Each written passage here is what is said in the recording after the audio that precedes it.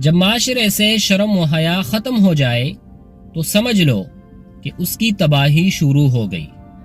بے حیائی کی آگ سب سے پہلے خاندان کو جلاتی ہے، پھر محلے کو اور پھر پوری قوم کو۔ آج سوشل میڈیا، پیشن، آزاد خیالی کے نام پر جو بے حیائی پلائی جا رہی ہے وہ ہمیں کہاں لے جا رہی ہے؟ آئیے آج ہم بات کرتے ہیں بے حیائی کے 5 بڑے نقصانات پر۔ میں ہوں آپ کا بھائی عبد المجید اور آپ تمام دیکھنے اور سننے والوں کو السلام علیکم۔ آج کے اس موضوع میں ہم سمجھیں گے کہ بے حیائی معاشرے کو کیسے تباہ کر دیتی ہے اور ہمیں اس سے کس طرح بچنا ہے۔ سب سے پہلا نقصان یہ ہے کہ بے حیائی خاندان کو توڑ دیتی ہے۔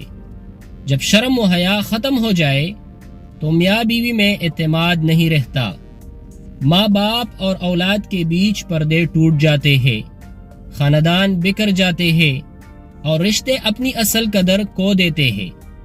دوسرا بڑا نقصان یہ ہے کہ نوجوان نسل برباد ہو جاتی ہے۔ جو جوان دین، علم اور خدمت کے راستے پر چل سکتے تھے وہ فلموں، ڈراموں اور گندی عادتوں میں ضائع ہو جاتے ہیں۔ یہی نوجوان جب برباد ہو تو قوم کا مستقبل بھی اندھیرے میں ڈوب جاتا ہے۔ تیسرا نقصان یہ ہے کہ گناہ عام ہو جاتے ہیں۔ جب بے حیائی کو لے عام ہو تو لوگ برائی کو برا سمجھنا چھوڑ دیتے ہیں۔ زنا، فحاشی، غلط تعلقات یہ سب معمول بن جاتے ہیں، اور جب گناہ عام ہو جائے تو اللہ کی رحمت ہٹ جاتی ہے۔ چوتھا بڑا نقصان یہ ہے کہ بے حیائی انسان کی غیرت کو ختم کر دیتی ہے۔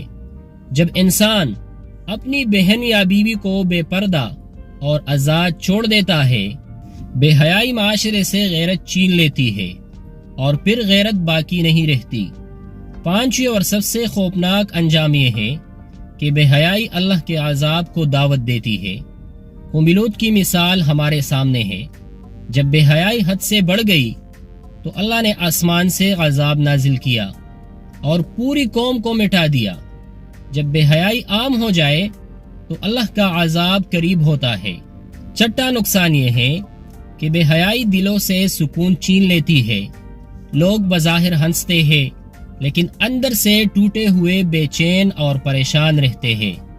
یہی بے سکونی معاشرے میں جرم، دھوکہ اور ظلم کو بڑھا دیتی ہے۔ میرے بھائی اور بہنوں، حقیقت یہ ہے کہ بے حیائی صرف ایک گناہ نہیں بلکہ پورے معاشرے کی جڑوں کو کاٹنے والا زہر ہے۔ جو قومیں بے حیائی کو اپنا لیتی ہے وہ ہمیشہ تباہ و برباد ہو جاتی ہے۔